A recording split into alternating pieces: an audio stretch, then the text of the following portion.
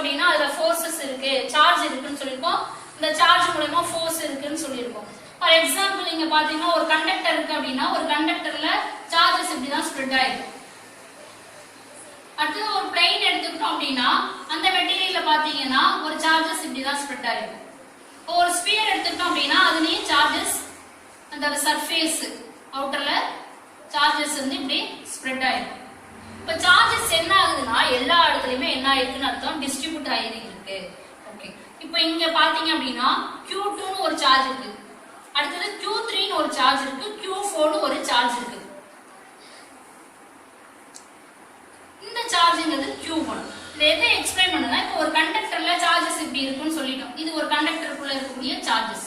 இந்த சார்ஜஸால தனித்து இருக்கக்கூடிய ஒரு சார்ஜஸ்ல என்ன மாதிரியான ஃபோர்ஸ் ஆக்ட் ஆகுது அப்படிங்கறத கால்குலேட் பண்றதா என்னன்னு பாத்தீங்கன்னா இந்த சூப்பர் பொசிஷன் பிரின்சிபல். இந்த சூப்பர் பொசிஷன் பிரின்சிபல் எல்லாம் சார்ஜஸோட சர்க்யூட் தியரி எல்லாம் ஃபைண்ட் அவுட் பண்றது எதுனா இந்த ஃபண்டமெண்டலா இருக்கக்கூடியது இந்த சூப்பர் பொசிஷன் பிரின்சிபல்.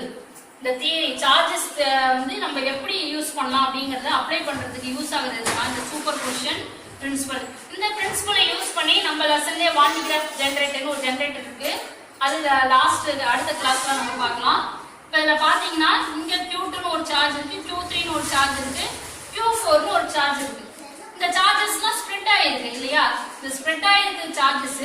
இந்த சார்ஜஸ்லாம் ஒரு இடத்துல ஸ்ப்ரெட் ஆயிருக்கு, அதுல இருந்து தனியா இன்னொரு இடத்துல சார்ஜ் Q1 ன்னு ஒண்ணு இருக்கு. இந்த சார்ஜஸ்னால தனித்து இருக்கக்கூடிய இந்த சார்ஜஸ்ல என்ன மாதிரியான ஃபோர்ஸ் ஆக்ட் ஆகுதுங்கறத பார்க்கறதா என்னன்னா இந்த superposition principle. For example F21 force. இப்போ F21 ஃபோர்ஸ் நம்ம எடுத்துக்க போறோம்.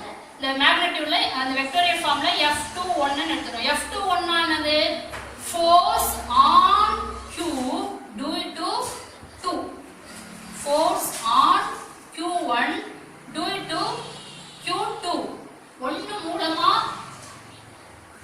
Force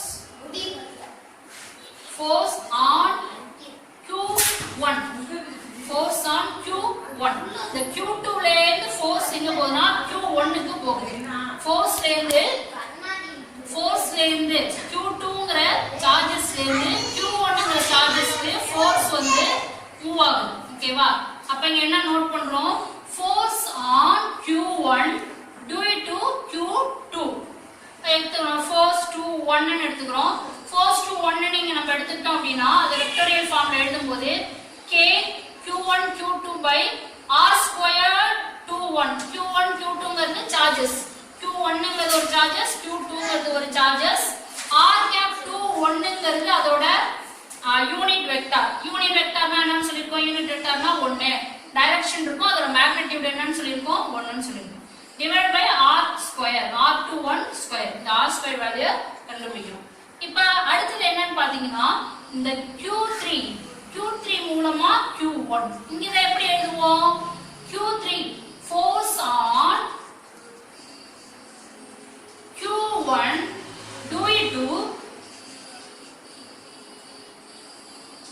to Q3. அதை இப்ப இங்க எப்படி எழுதலாம், நம்ம ஃபோர்ஸ் F எதை பொறுத்து எழுத போறோம், force Q3 on Q1. Force Q3 மூலமா Q1 க்கு என்ன ஃபோர்ஸ் ஆகுதுன்னு பார்க்கறோம். அப்ப F13. அடுத்து இத பார்க்கலாம் F13. ஃபர்ஸ்ட் வந்து F12ங்கிறது Q2 force on Q1 due to Q2 ன்னு எழுதணும்.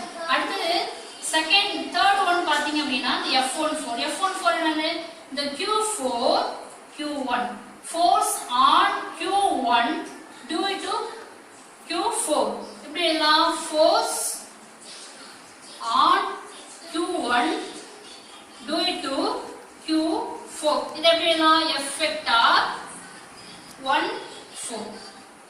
அப்ப தனியா இருக்கக்கூடிய ஒரு சார்ஜஸ்ல இந்த இடத்துல ஒரு ஸ்ப்ரெட் ஆகக்கூடிய சார்ஜஸ் ஒண்ணு தனித்தனியா அதோட ஃபோர்ஸ தனித்து இருக்கக்கூடிய அந்த சார்ஜஸ் மேல கொடுக்குது.